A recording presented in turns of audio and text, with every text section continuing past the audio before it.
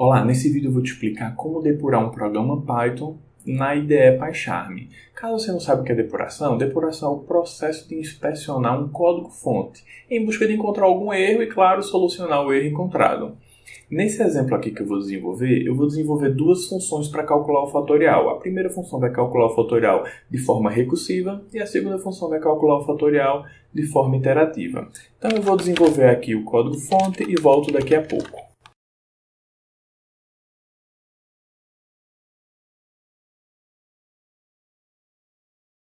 Bom, terminei aqui o código-fonte e observe que nesse código a gente tem duas funções. Ambas calculam o fatorial. A primeira calcula de forma recursiva e a segunda função calcula de forma iterativa.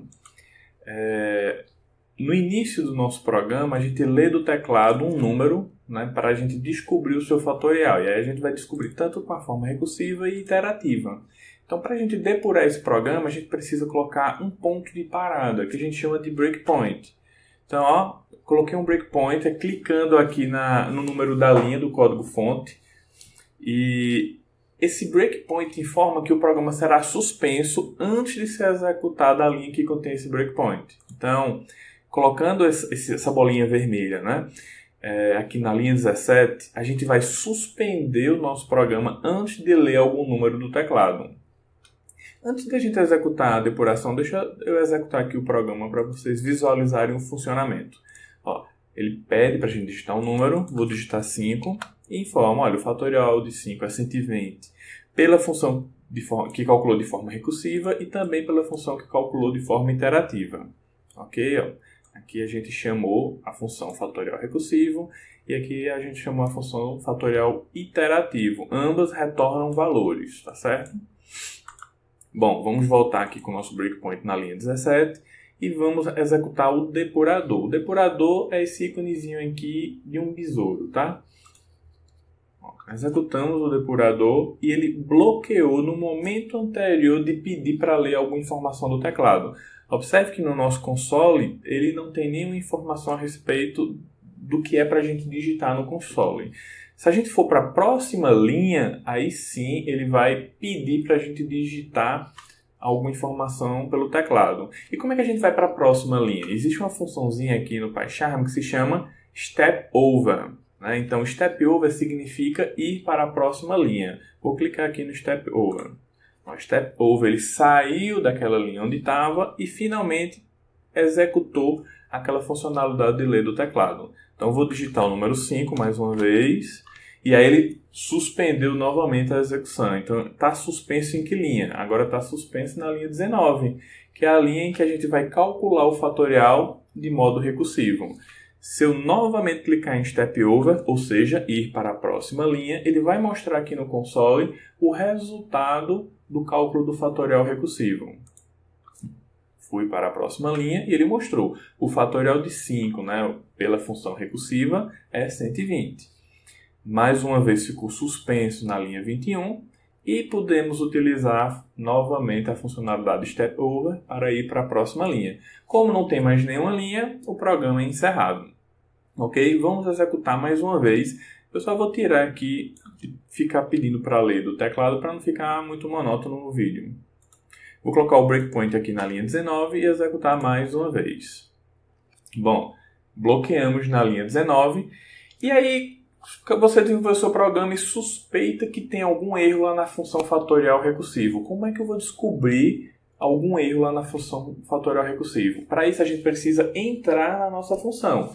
E o Step Over ele não faz isso, ele pula uma linha. Para entrar na nossa função a gente precisa de uma outra função, de outra funcionalidade que se chama Step Into. Então, o que o Step Into faz é entrar na função que vai ser executada, que no nosso caso é fatorial recursivo. Então, clicando em Step Into, a gente entrou na função do fatorial recursivo. E observe que o PyCharm já vai te dando algumas dicas. Você tem a variável, você tem o parâmetro n, e ele tem o valor 5. Ele informa aqui do lado como se fosse um comentário. Você também pode ver esse valor aqui nessa aba de variáveis. Então, na nossa aba de variáveis, a gente tem a variável n, que ele diz que é um inteiro, e esse inteiro vale 5. Então, tanto faz. Ou você olha por aqui pelo código-fonte, ou olha aqui pela abinha de variáveis. Então, ó, uma vez que a gente entrou na nossa função do fatorial recursivo, aí a gente volta a utilizar o step over para ir para a próxima linha. Como n está valendo 5, não vai entrar no if, vai entrar no else. O else diz o quê? Que para eu descobrir o fatorial de 5, eu preciso multiplicar 5, né? N vale 5. Preciso multiplicar 5 pelo fatorial de 4, ou seja, pelo fatorial de n menos 1. E assim sucessivamente. Então, se eu apertar step over aqui, eu não vou entrar na minha função recursiva mais uma vez. Ou seja, eu não vou conseguir visualizar o passo a passo para descobrir o fatorial de 4. Então, para isso, eu preciso novamente dar um step into. Dei um step into mais uma vez. E agora eu entrei novamente na função fatorial recursivo, com n agora valendo 4. Tá certo? E observe aqui embaixo que a gente tem a nossa pilha de execução. Então, a nossa pilha de execução tem já 3 linhas, né? 3 execuções de função. Então, nesse início a gente tem a nossa função principal, né? Que é o nosso programa, que ele chama aqui de módulo. Né? O nosso programa está suspenso no momento em que a gente chamou o fatorial recursivo pela primeira vez. Se a gente for aqui na próxima linha aqui, né, da nossa pilha, a gente tem a primeira execução do fatorial recursivo, que ele está suspenso no momento em que a gente chamou o fatorial recursivo pela segunda vez, que está aqui na pilha também. Então, ó, nas funções anteriores, essa linha ela fica meio desbotada, né? Fica com um azul mais claro. Na função atual que a gente está, ele está suspenso, só que esse azul fica mais forte para indicar que a gente está nessa função nesse momento, tá certo? Como n é 4, ou seja, nem é 0 e nem é 1, não vai entrar no if, vai entrar no else. A gente utiliza o step over para ir para a próxima linha. Então, esse processo fica se repetindo, né? Novamente, para eu descobrir o fatorial de 4, eu preciso multiplicar 4 pelo fatorial de 3. Então, novamente, a gente vai entrar na função recursiva e vai ficar nessa recursividade até chegar na condição de parada, que é n ser igual a 0 ou n ser igual a 1. Então, novamente, eu vou dar um step into. Entrou na função fatorial recursivo. E observe que, enquanto a gente está na recursividade é uma pilha, tá certo? Então, ó, as funções vão aparecendo aqui na nossa pilha de execução. E a gente sempre consegue visualizar todas as funções que estão sendo executadas. Fatorial com n valendo 5, fatorial com n valendo 4, fatorial com n valendo 3. A gente não perde essas informações, tá certo? Vou dar um step over. Bateu no else, porque n nem é 0 nem é 1. Step into mais uma vez. Bateu no else. Step into mais uma vez. N agora é 1. Né? 1 vai entrar no if e não no else. Ou seja, é a nossa condição de parada, porque o fatorial de 1 é 1. Então, para a gente chegar até o fatorial de 1, a gente executou o fatorial recursivo várias vezes, tá certo? Mas a gente não perde a informação, né, das funções que a gente já executou, porque elas ainda não foram encerradas. Então, ó, fatorial recursivo com n valendo 2 só pode ser encerrada depois que a gente descobrir o fatorial de 1. Consequentemente, o fatorial de 3 só pode ser encerrado depois que a gente descobrir o fatorial de 2. E assim sucessivamente, tá certo? Como é uma pilha, a primeira função a ser executada ela só vai ser encerrada depois que todas as funções posteriores forem encerradas também. É uma pilha, né?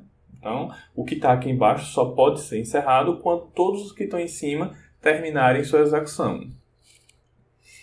Ok, então ó, vou dar um step over. Nesse momento que eu estou parando a minha recursividade, eu vou voltando para as funções recursivas anteriores, tá certo?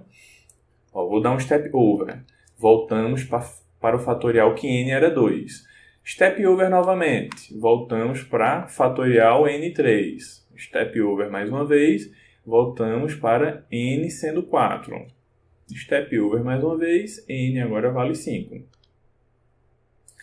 E voltamos para a função principal, em que a gente já tem o valor do fatorial de 5, tá certo? Então, lembrando, para descobrir o fatorial de 5, precisamos descobrir o do 4, do 3, do 2 e o fatorial do 1, tá certo? Vou dar um step over. E ele mostra o resultado do fatorial recursivo de 5, né? Então, veja, a gente descobriu 3 detalhes da depuração, né? Que é o breakpoint, que é o ponto de parada, o step over, que é ir para a próxima linha, o step into, que é para entrar numa função nossa, tá certo? Depois que a gente entra na função, a gente volta com o step over, tá certo? Tinha uma outra função, né, uma outra funcionalidade, que é o step out. Eu acho que é esse ícone daqui, exatamente, o step out. O que significa o step out? Ó, eu vou entrar na função fatorial iterativo, dando um step into, tá certo? Então, a gente suspeita que o erro está nessa função. Posso dar um step over para ir para a próxima linha, e aí cheguei à conclusão que o erro não está nessa função do fatorial iterativo. Então, para eu não precisar ir linha por linha até o final dessa função, e aqui tem uma estrutura de repetição que vai ficar repetindo, né? Ó, fica repetindo. Eu não preciso ir até o final da execução dessa função. Então, como é que eu saio dessa função? A gente sai através de um step out. Então, vou dar um step out agora. A gente saiu da nossa função. E podemos dar um step over para descobrir o resultado daquela função. Ó, demos um step over e apareceu que o fatorial de 5 é 120 pelo método iterativo, tá certo? Então, a gente já descobriu o que é um breakpoint, o que é o step into, o que é o step over e o que é o step out, ok? Falta a gente descobrir mais uma funcionalidade que é importante. Vou botar aqui 2 breakpoints. Um antes de criar a variável número igual a 5 e outro breakpoint antes de executar a função do fatorial iterativo. Executei novamente o nosso depurador e ficou bloqueado aqui na linha 17.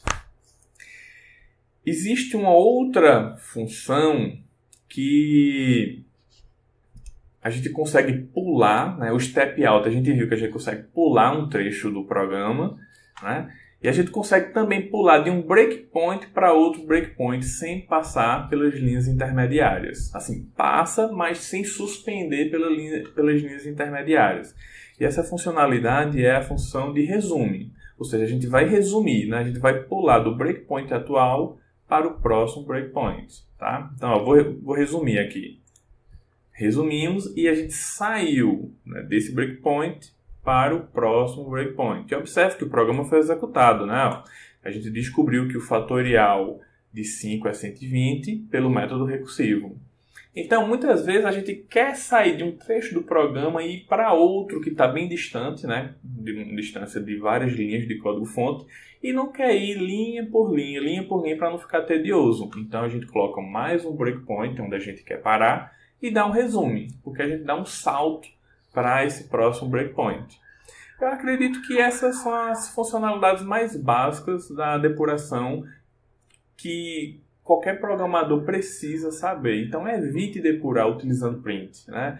Aquela depuração do Paraguai em que você fica colocando vários prints para descobrir os valores das variáveis. Evite esse tipo de depuração, é uma depuração muito amadora. Somente em situações muito específicas você vai precisar depurar utilizando print, por exemplo, né?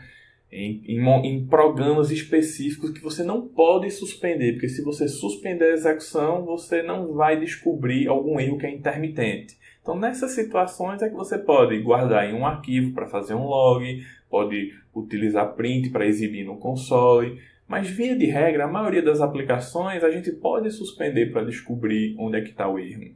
Então evite ficar colocando print, porque isso dificulta que você descubra o erro em um tempo rápido, né? É um exercício. Quanto mais você praticar a depuração, mais fácil vai se tornar para você encontrar o erro. Acredito que eu consegui deixar aqui a ideia de como depurar, né, no PyCharm. Aqui no canal eu vou colocar outros vídeos de depuração utilizando o Eclipse e outras ferramentas. Espero que você tenha entendido. Fico por aqui.